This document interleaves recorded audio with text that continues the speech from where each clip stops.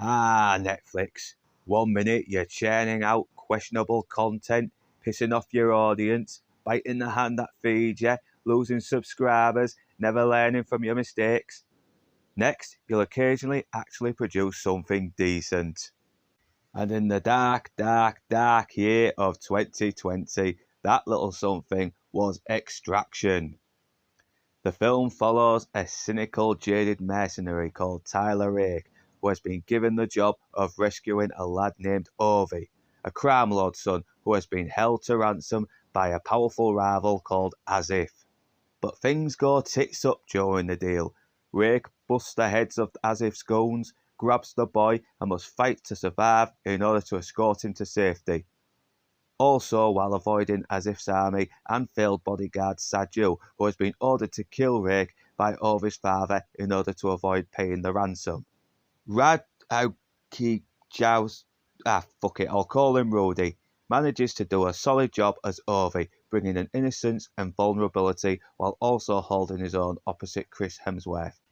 Chris Hemsworth fucking nails it as hardened vet Tyler Rake, a mercenary, closed off, cynical, willing to take any job that pays, a dangerous man who will fuck up anyone who gets caught in his way. But as his fight for survival becomes more desperate, he does eventually open up to Ovi.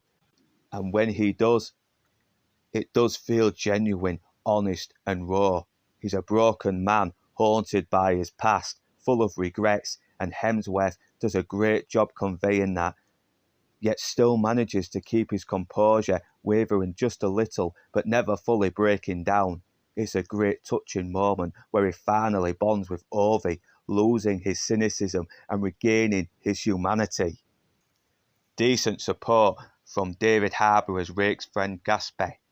Ranjit Huda as rival Saju, doing a pretty cool job kicking ass also.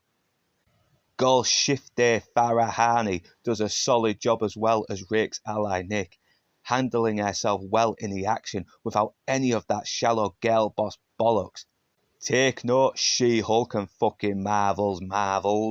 My only gripes is that it does take itself a bit too seriously, but after years of movies constantly feeling the need to unnecessarily cram every unfunny gag, I was glad to see a movie try and bring more emotional depth to their characters and not reduce them to fucking clowns.